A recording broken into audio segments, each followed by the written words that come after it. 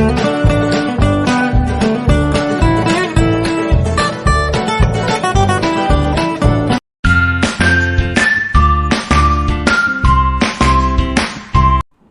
Friends, అందరికీ నమస్కారం అండి. ముందుగా నా ఛానల్ మీకు నచ్చినట్లయితే లైక్, షేర్, సబ్స్క్రైబ్ అండి.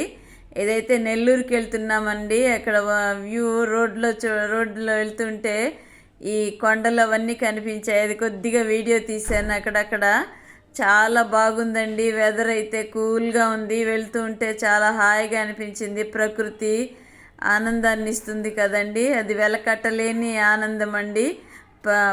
పైర్లంతా కూడా చాలా బాగున్నాయి కదండి, ఆకాశాన్ని అంటుతూ ఉన్నట్టుంది ఈ కొండలు ఇవంతా కూడా.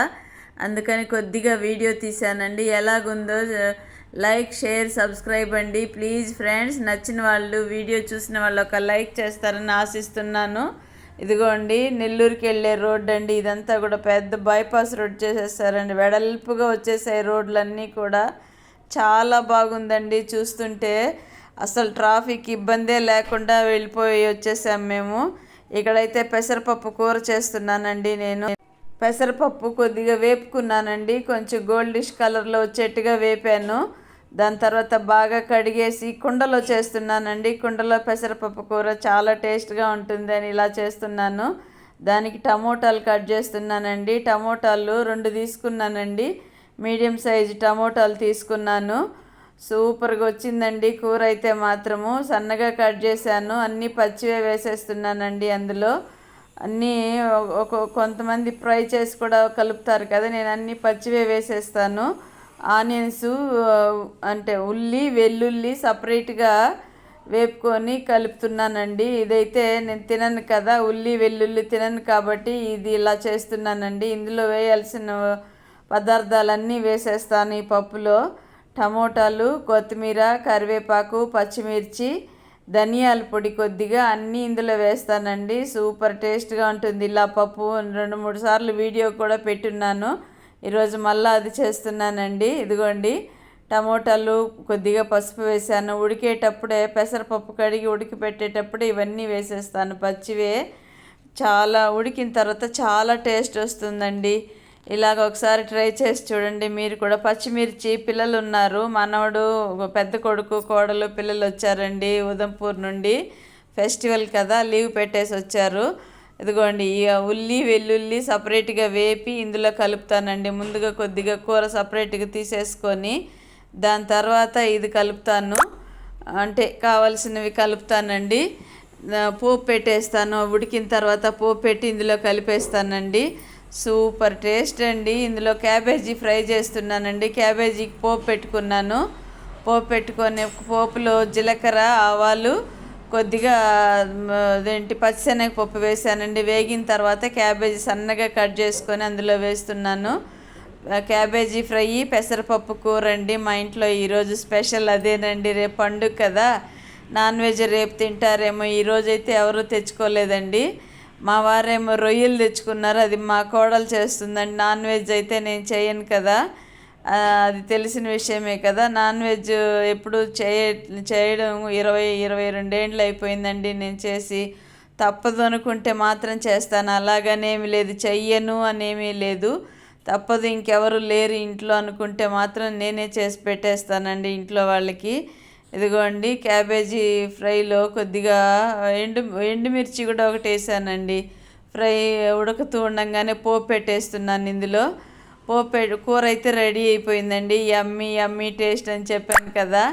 రైస్లోకి, రాగి ముద్దలోకి, ఇలాగ అన్నిట్లోకి బాగా ఉంటుందండి. టేస్ట్గా కూడా తినచ్చు. మనం ఒక మంచి కూరని తిన్న ఫీలింగ్ వస్తూ ఉంటుంది. ఇదిగోండి పోపు పెట్టేశాను. పోపులో జీలకర్ర, ఇంగు కొద్దిగా వేసాను, అది స్కిప్ అయిపోయిందండి. వీడియో తీల పిల్లలు చుట్టూ తిరుగుతూ కొంచెం వాళ్ళతో మాట్లాడుతూ చేస్తున్నాను కదా, కొంచెం అటు ఇటు అయింది, ఏమనుకోకండి ప్లీజ్. పోపులో మామూలు అన్ని కొత్తిమీర, కరివేపాకు ఇందులోనే వేసేసాను కాబట్టి జీలకర్ర, ఆవాలు, కొద్దిగా ఇంగువ వేసానండి, అంతే. ఇంకా పోపులో ఇంకేం చేయలేదు. ఇంక కొద్దిగా కూర సపరేట్ చేసేసుకొని దాని తర్వాత ఆనియన్స్ కలిపేస్తానండి. ఆనియన్స్, వెల్లుల్లి వేపాను ఆయిల్లో. ఇదిగోండి కూర అయితే ఇలాగొచ్చిందండి. చాలా టేస్ట్గా ఉంటుంది కదండి. ఇలా చేసుకున్నామంటే ఇది పెసరపప్పు వేపి చేసుకున్నాం అనుకోండి, మంచి కమ్మటి ఫ్లేవర్ వస్తుంది, బాగుంటుందండి. నచ్చినట్లు మనం చేసుకోవచ్చు. పెసరపప్పు పొంగలికి కూడా ఇలాగే వేపి వేస్తానండి. పెసరపప్పు కూడా బాగా వేపుకొని 1 కేజీ అలాగ వేపి చల్లారబెట్టి బాటిల్లో పోసి పెట్టుకుంటానండి. పురుగు కూడా పట్టదు.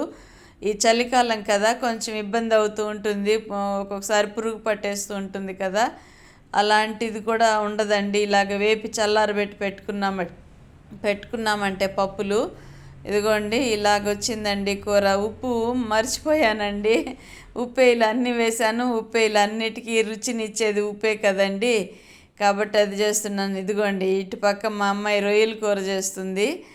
రొయ్యల కూరకు పోపు పెట్టేసింది. నేను నాన్ వెజ్ ఎప్పుడు వీడియోల్లో చూపెట్టలేదు కదండి. ఇదిగోండి ఇట్లా ఇటుపక్క ఇది చేస్తుంది.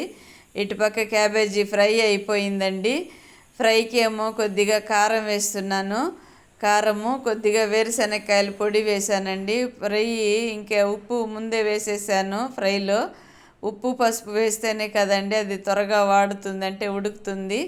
ఇదిగోండి ఫ్రై అయితే క్యాబేజీ ఫ్రై, పెసరపప్పు కూర అండి. మా వారు ఒక్కరే తింటారండి రొయ్యల కూర, ఇంకెవరు ఇంట్లో ఎవరు తినరు.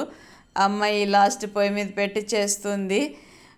ఇదైతే రెసిపీ నేను పెట్టలేదండి, మిస్ అయిపోయింది. అమ్మాయి ఏమేమి వేసిందో నేను చూడలేదు సరిగా.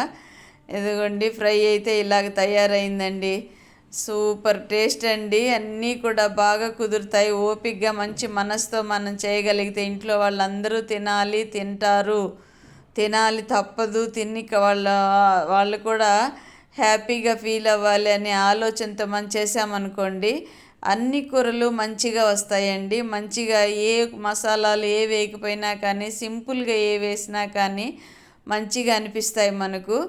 చాలా రుచిగా కూడా ఉంటాయండి. భగవంతుడి స్మృతిలో చేసామనుకోండి, అవన్నీ కూడా మంచిగా కుదిరి మంచిగా అందరికీ అలజడి లేని ఆహారం అందించిన వాళ్ళం అవుతాము. మంచి ఆలోచనలతో చేసినప్పుడు అలజడిగా దిగులుగా మనసుకు బాధగా ఉండి ఇలాంటి వంటలు చేసామనుకోండి, అన్నీ వేసినా కానీ కూరలలో రుచి అనేది ఉండదు కదా. నేనైతే వీలైనంత వరకు వంట చేసేటప్పుడు మంచి వైబ్రేషన్స్తో చేస్తూ ఉంటానండి. భగవంతుడి ఆ రోజు లెసన్, అంటే మెడిటేషన్ క్లాసెస్కి వెళ్తాను కదా, ఆ రోజు లెసన్ ఏం చెప్పారు అనే టాపిక్స్ మీదే ఆలోచిస్తూ నేను ప్రిపేర్ చేస్తాను కూర. ఇలాగ కుదిరిందండి నాకైతే. ఈ రొయ్యల కూర అయితే పోపు పెట్టేసింది. అమ్మ ఏమేమి వేసిందో ఈసారి నేను తప్పకుండా కనుక్కొని మీకు షేర్ చేస్తానండి. నచ్చినట్లయితే ఒక లైక్ ప్లీజ్.